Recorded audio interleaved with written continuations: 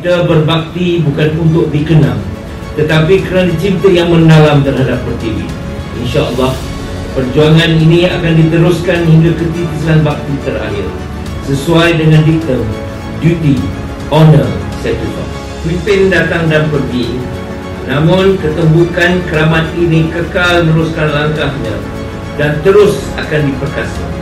Pada malam ini, kami menzahirkan penghargaan seikhlas-ikhlasnya atas perjuangan dan kepimpinan ini. Para tamu sekalian adalah cerminan kami kini. Present. This gathering is more than a tradition. It is a family.